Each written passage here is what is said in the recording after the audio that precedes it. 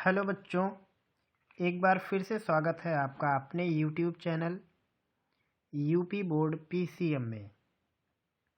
आज हम सॉल्व करेंगे कक्षा 10वीं के विज्ञान का अनसॉल्व प्रश्न पत्र जिसका कोड है सेट 3 2023 824 EL। और आज इस सेट का हम दूसरा पार्ट सॉल्व करने वाले हैं। पहले पार्ट में हमने इसका जो OMR शीट पर आधारित प्रश्न होता है जिसमें कुल 20 अंक के प्रश्न होते हैं, हमने उनको सॉल्व किया है। यहाँ तक आप देख सकते हैं निशान लगा हुआ है।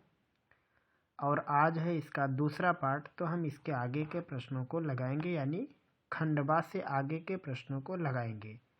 अगर आपको वर्ष 2024 में बोर्ड का एग्ज़ाम देना है या फिर आप उसके आगे तैयारी कर रहे हैं, अभी आप 9वीं में हैं, बाद में 10वीं में जाएंगे, तब भी ये सेट का सॉल्यूशन आपके लिए काफ़ी महत्वपूर्ण होने वाला है। तो बने रहिएगा वीडियो में, और जो भी बात आपको नहीं समझ में आएगी आप एक बार ज़रूर बताएंगे। पहला प्रश्न है, अवतल दर्पण के किन्हीं दो उपयोगों को लिखिए। अवतल दर्पण से प्रतिबिंब बनाने के लिए किरण आरेख खींचिए जबकि वस्तु, पहला केस दिया हुआ अनंत एवं वक्रता केंद्र के बीच हो, और दूसरा कंडीशन है फोकस एवं दर्पण के ध्रुव यानी पोल के बीच हो। 4 नंबर का ये सवाल है। तो हमने आपका टाइम बचाने के लिए सॉल्यूशन पहले से ही लिख दिया है ताकि आपका वक्त भी बच सके और हम आपको सीमित समय में समझा भी सकें। तो पहला इसका खंड में जो दिया हुआ था 4 अंक का था, तो पहला भाग था इसमें इसका उपयोग लिखना था। तो वाहनों में इस्तेमाल होता है, कहाँ करते हैं, जो साइड में शीशे लगे रहते हैं वहाँ भी करते हैं। और इसका इस्तेमाल सैलून में होता है, दाढ़ी बनाने के लिए जो शीशा इस्तेमाल करते हैं वहाँ भी होता है। हम अपने चेहरे को पोल और फोकस के बीच में रखते हैं, जिससे अवतल दर्पण क्या करता है, एक आभासी चित्र बनाता है। तो केवल 2 ही उपयोग लिखना था, आप कोई भी 2 उपयोग लिख सकते हो। चिकित्सा के क्षेत्र में इस्तेमाल करते हैं, जैसे किसी चीज़ को जूम करके थोड़ा बड़ा देखना होता है। और इसका दूसरा पार्ट था कि इसमें प्रतिबिंब बनाने के नियम लिखो जबकि वस्तु वक्रता केंद्र और अनंत के बीच हो, तब आपको लिखना था। तो यहाँ पे हमने एक वस्तु AB बना ली है, और यहाँ पे एक अवतल दर्पण है जिसका पोल P है। यहाँ से एक समांतर किरण गया जो कि पलट के फोकस से जाएगा। एक किरण हम ले लेते हैं जो फोकस से जा रहा है, तो परावर्तित होकर मुख्य अक्ष के समांतर हो जाएगा। जहाँ पे क्रॉस होगा वहाँ पे बनेगा इस एक पॉइंट। तो ये हेड का क्रॉस है यहाँ पे, तो यहाँ पे हेड ही बनेगा। तो यहाँ AB वस्तु है, यहाँ A', B' उसका इमेज हो जाएगा। आप चाहे तो यहाँ पे लिख सकते हो आगे कि जब वस्तु वक्रता केंद्र और अनंत के बीच होता है तो प्रतिबिंब फोकस और वक्रता केंद्र के बीच में बनता है, उल्टा बनता है और वास्तविक बनता है। दूसरा इसी में केस लेना था आपको कि जब वस्तु दर्पण के ध्रुव और फोकस के बीच में हो, तो वही सेम कहानी करेंगे। एक लाइन को आप बनाओगे मुख्य अक्ष के समांतर, वापस कर देना, फोकस से जाएगा। एक चाहे तो आप वक्रता केंद्र से मिला दो, तो ये अपने ही मार्ग पे पलट के आ जाता है, क्योंकि यही वक्रता केंद्र जो होता है इससे जाने वाली लाइन ही अभिलंब होती है। तो यहाँ से लाइन जाता है और पलट के वापस हो जाता है। तो अगर आप इन दोनों लाइन को मिलाओगे तो ये इस साइड ना मिल के आगे की तरफ मिलेंगे, तो ये मिलती हुई लाइनें दिखेंगी, तो इसलिए यहाँ पे आभासी चित्र बनेगा। तो आप चाहे यहाँ तो लिख भी सकते हो कि जब वस्तु दर्पण के ध्रुव और फोकस के बीच हो तो प्रतिबिंब दर्पण के पीछे बनता है, बड़ा बनता है और आभासी बनता है। इसी गुण के कारण हम इसका इस्तेमाल करते हैं सैलून वगैरह में। हम वस्तु को रखते हैं पोल और फोकस के बीच में, जिससे वस्तु का बड़ा चित्र और सीधा चित्र बनता है। तो ये हुआ खंडवा के पहले सवाल का जवाब।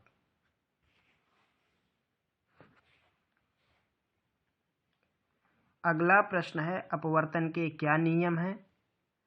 और फिर इसी में एक सवाल भी है। 3 सेंटीमीटर की वस्तु उत्तल लेंस के मुख्य अक्ष के लंबवत रखी है। लेंस की फोकस दूरी 30 सेंटीमीटर है और लेंस से वस्तु की दूरी 10 सेंटीमीटर है। प्रतिबिंब की स्थिति, आकार एवं प्रकृति ज्ञात कीजिए। क्या हम इस प्रतिबिंब को पर्दे पर देख सकते हैं? तो आइए हम इसका जवाब आपको दिखाते हैं। आप इसका स्क्रीनशॉट लिख के तुरंत बना के आप मत रखिए, पहले प्रश्न को आप समझ लीजिए उसके बाद कोशिश कीजिए कि आप इसको अपने कॉपी पर लिखें। लिखने से सवाल के जवाब याद भी हो जाएंगे और आपको समझ में भी आ जाएगा। तो पहला इसमें था अपवर्तन के क्या नियम, हमने यहाँ पे इसका नियम लिखा। अपवर्तन के कुल 2 ही नियम होते हैं। पहला नियम है आपतित किरण, अपवर्तित किरण और आपतन बिंदु पर अभिलंब तीनों एक ही तल में होते हैं। दूसरा पॉइंट है आपतित किरण की ज्या, या जिसे हम साइन बोलते हैं, और अपवर्तित किरण की ज्या, जिसे हम साइन बोलते हैं, इनका अनुपात नियत होता है, जिसे अपवर्तनांक कहा जाता है। तो ये 2 नियम हैं अपवर्तन के। फिर सवाल दिया था कि वस्तु की लंबाई 3 सेंटीमीटर, उत्तल लेंस की फोकस दूरी 30 सेंटीमीटर है, और उत्तल लेंस की फोकस दूरी प्लस साइन से लिखते हैं। दिया था लेंस से वस्तु की दूरी 10 सेंटीमीटर, तो वस्तु की दूरी हमेशा माइनस में होती है। फिर आप लेंस का फार्मूला लगा दो 1/f equal 1/v minus 1/u। इसमें f की वैल्यू 30 रखो, u की वैल्यू -10, और सॉल्व कर दोगे तो v की वैल्यू आएगी -15। यहाँ पे आप देख सकते हो ऋण में 15 सेंटीमीटर, यानी प्रतिबिंब 15 सेंटीमीटर की दूरी पर सामने ही बने, क्योंकि जो चिन्ह इसका वही चिन्ह इसका, यानी जिधर वस्तु उधर ही प्रतिबिंब भी होगा। इसमें प्रतिबिंब की लंबाई वगैरह भी निकालनी थी, तो सूत्र होता है प्रतिबिंब की लंबाई बटे वस्तु की लंबाई बराबर प्रतिबिंब की दूरी बटे वस्तु की दूरी। चिन्हों सहित सारी वैल्यू आपको रख देनी है। तो आप देख रहे हो यहाँ पे प्रतिबिंब की लंबाई प्लस साइन के साथ आई। मतलब ये हुआ कि अगर वस्तु सीधा था तो प्रतिबिंब भी सीधा होगा, और जब वस्तु और प्रतिबिंब सीधे हों तो हमेशा आभासी ही चित्र बनता है। तो यहाँ पे हम जवाब में क्या लिखेंगे कि प्रतिबिंब लेंस के सामने 15 सेंटीमीटर की दूरी पर बनेगा, आभासी, सीधा और बड़ा बनेगा। प्रतिबिंब की लंबाई होगी 4.5 सेंटीमीटर। इसमें फिर एक और कंडीशन में पूछा है कि क्या प्रतिबिंब को पर्दे पर देख सकते हैं। बिल्कुल भी नहीं, आभासी प्रतिबिंब को पर्दे पर नहीं देखा जा सकता है। तो ये हुआ सवाल नंबर 2 का जवाब। एक बार हम आपको शुरू से दिखाते हैं। ये यहाँ से है अपवर्तन का नियम और ये है उसका सॉल्यूशन। आप अपने उत्तर को कभी भी इसमें जो आंसर वगैरह में उत्तर दिया रहता है उससे मिलाने की कोशिश नहीं करेंगे। ज़्यादातर केस में उसमें उत्तर गलत लिखा हुआ रहता है, खासकर न्यूमेरिकल। और वैसे तो ऑप्शनल लगभग सही होते हैं, लेकिन न्यूमेरिकल में प्रॉब्लम होती है। तो ये हुआ इस सवाल का जवाब। अगला प्रश्न है ओम का नियम लिखिए। किसी तार के प्रतिरोध को प्रभावित करने वाले 2 कारकों का उल्लेख कीजिए। 400 वाट का एक बल्ब 200 वोल्ट के विद्युत स्रोत से जुड़ा है। बल्ब को केवल 5 मिनट उपयोग में लाया जाता है। बल्ब में प्रवाहित धारा एवं इसमें उत्पन्न ऊष्मा की गणना कीजिए। कितना बड़ा सवाल है, तो इसका जवाब देखिए। ओम का नियम क्या है कि यदि भौतिक अवस्थाएं स्थिर रखें, भौतिक अवस्था मतलब रूप में परिवर्तन ना करें, आकार में परिवर्तन ना करें, टेम्परेचर ना बदलें, यानी लंबाई, क्षेत्रफल, इन सब के साथ छेड़खानी ना करें, तो किसी प्रतिरोधक के सिरों का विभवांतर उसमें प्रवाहित धारा के अनुक्रमानुपाती होता है। यानी जो भी आप पोटेंशियल लगाओगे उसकी वजह से जो इसमें करंट बहेगा, तो पोटेंशियल उस करंट के अनुक्रमानुपाती हो जाएगा। ये है ओम का नियम। प्रभावित करने वाले कारक कौन है? जो प्रतिरोध होता है वो क्षेत्रफल के व्युत्क्रमानुपाती होता है। जैसे जैसे क्षेत्रफल बढ़ाओगे प्रतिरोध की वैल्यू घट जाएगी। प्रतिरोध लंबाई के अनुक्रमानुपाती होता है। लंबाई बढ़ाएंगे प्रतिरोध बढ़ेगा, घटाएंगे तो घट जाएगा। तो ये हुआ प्रतिरोध को प्रभावित करने वाले कारक। फिर सवाल इसमें दिया था कि वाट था 400, वोल्ट था 200, टाइम था 5 मिनट तक इस्तेमाल किया गया है। 5 मिनट में 300 सेकंड होंगे, आप इसको सेकंड में बदल देना। पूछा था क्या करंट जाएगा, तो करंट की वैल्यू होती P/V, यानी वाट बटे वोल्ट। वाट था 400, वोल्ट था 200, डिवाइड करेंगे तो 2 एम्पेयर, यानी इसमें 2 एम्पेयर की धारा बह रही है। पूछा था कितनी ऊष्मा उत्पन्न करेगा, तो ऊष्मा को H से लिखते हैं, H यानी हीट, जिसका सूत्र होता है P/T। P की वैल्यू थी 400 और T यानी 300 सेकंड आप रखेंगे तो इतना कुल आएगा। चाहे तो आप इतना लिख सकते हो, या तो किलो में बदलने के लिए 1000 से भाग करोगे तो आएगा 120, और ये हो जाएगा किलो जूल। आप चाहे ये लिखो चाहे ये लिखो। तो ये हो जाएगा सवाल नंबर 3 का जवाब।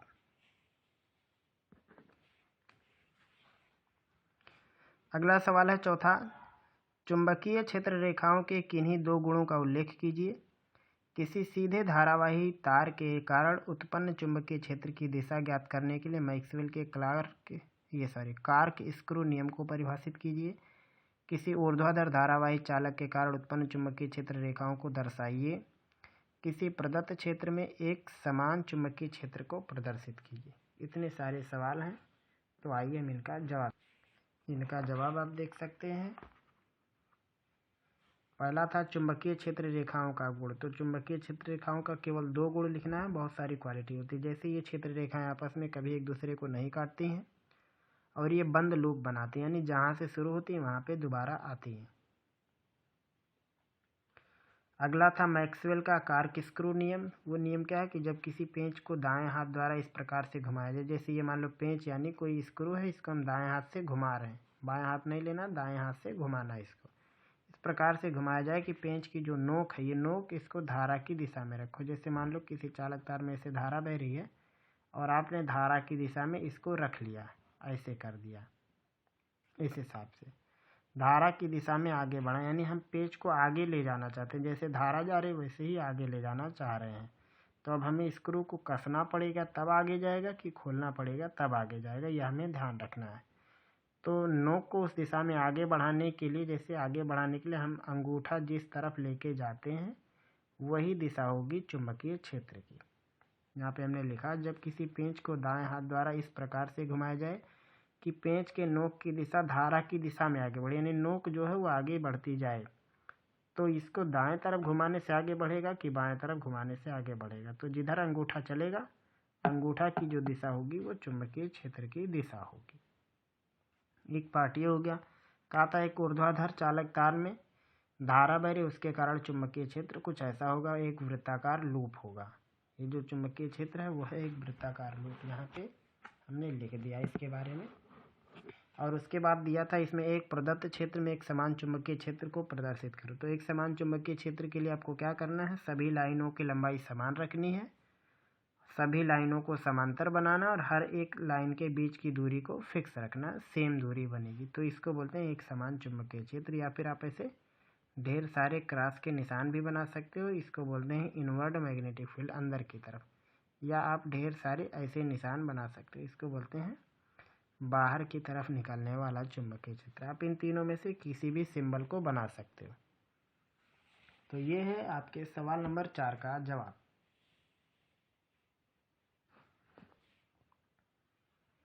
अगला सवाल है 5वां। निम्नलिखित समीकरणों को संतुलित कीजिए। एक सवाल यहाँ भी इस पे स्टार लगा हुआ है जो कि नहीं आने, यानी इस साल जनरेटर और मोटर से संबंधित प्रश्न नहीं आने वाले हैं। तो 5वें का पहला दिया है, निम्नलिखित समीकरणों को संतुलित कीजिए। पहला CaOH का होल ट्वाइस CO2 उत्पाद है CaCO3 प्लस H2O। तो ये वाला समीकरण पहले से ही बैलेंस है, आप देख सकते हो। H यहाँ पे 2 बार है, यहाँ भी H 2 बार है, ऑक्सीजन 2 और 2 4 बार, यहाँ 3 और 1 4, ये है कार्बन 1, इधर भी कार्बन 1, कैल्शियम 1। तो ये ऊपर वाला बैलेंस है। रही बात नीचे वाले की CH4 plus O2 CO2 H2O। तो यहाँ पे आप देख सकते हो कि कार्बन 1, यहाँ 1, हाइड्रोजन 4 है और इधर हाइड्रोजन 2 है। तो 4 करने के लिए 2 से गुणा कर दोगे तो ये 4 हो जाएगा और ऑक्सीजन भी 4 हो जाएगा। तो यहाँ पे मतलब एक जगह ये 2 से गुणा करना होगा, एक जगह यहाँ। तो हमने यहाँ इसको गुणा करके लिख दिया है पहले से। ऊपर वाला समीकरण पहले से बैलेंस है और दूसरे वाले में यहाँ 2 से गुणा करना पड़ेगा और यहाँ पे, तो ये समीकरण बैलेंस हो जाएगा। और उसके बाद इसी में एक और था कि अभिक्रिया Fe प्लस CuSO4 उत्पाद है FeSO4 प्लस Cu में अभिकारक और उत्पाद के नाम बताओ। तो यहाँ हमने लिख दिया है Fe प्लस CuSO4 उत्पाद FeSO4 प्लस Cu। Fe मतलब आयरन है, CuSO4 कापर सल्फेट, FeSO4 को हम फेरस सल्फेट कहते हैं और Cu को कापर बोलते हैं। हमने यहाँ पे जवाब पहले से लिख दिया है। साथ में इसी में एक और था, बी वाले में भी 2 पार्ट था। ऊष्मीय अपघटन अभिक्रिया का एक उदाहरण दो। केवल उदाहरण लिखना था, बाकी कुछ नहीं करना था। जैसे हमने यहाँ लिख दिया CaCO3, जिसे हम चूना पत्थर बोलते हैं, इसको गर्म करेंगे तो CaO कैल्शियम ऑक्साइड और कार्बन डाइऑक्साइड में अपघटित हो जाता है। इस अपक्रिया को हम बोलेंगे ऊष्मीय अपघटन। केवल अपक्रिया लिखनी थी। और उसके बाद एक और सवाल है इसी में, निम्नलिखित यौगिक का IUPAC नाम लिखो। तो यहीं पर हम आपको बता देते हैं IUPAC इसकी क्या बनेगी। 3 कार्बन है तो प्रोप लिखेंगे, पहले कार्बन पर ट्रिपल बॉन्ड है तो हमें 1 नहीं लिखना, डायरेक्ट हम लिखेंगे इसका नाम प्रोपाइन। प्रोप ट्रिपल बॉन्ड का नाम आइन होता है, बाकी कोई इसमें फंक्शन ग्रुप तो लगा नहीं है। इसलिए इसका नाम बनेगा प्रोपाइन। दूसरे का जवाब देखो, इसमें ये 1 2 3 4 कार्बन है और एल्डिहाइड का समूह पहले ही कार्बन पर लगा हुआ, तो इसका नाम हम रखेंगे 4 कार्बन का नाम ब्यूट, सिंगल बॉन्ड है तो ब्यूटेनल। इसके एल्डिहाइड की वजह से एल्डिहाइड में हम अल प्रत्यय जोड़ देते हैं, तो इसका नाम बनेगा ब्यूटेनल और इसका नाम बनेगा प्रोपाइन। तो ये हुआ सवाल नंबर 6 के जो 2 सवाल हैं उसका जवाब। बाकी जो इसका बी है 6 का, वो चैप्टर से हट गया है, जिसमें था तत्वों की परमाणु ये संख्या और संयोजकता लिखनी थी। और आगे का जितना भी है हर एक को हमने पहले से ही सॉल्व कर दिया, इसलिए हम यहाँ पे जो 7 8 9 है ये सभी सवालों को छोड़ रहे हैं, क्योंकि आगे के सेटों में भी सॉल्व किया गया है, 2022 के सेटों में भी ये सवाल रिपीट हुए हैं।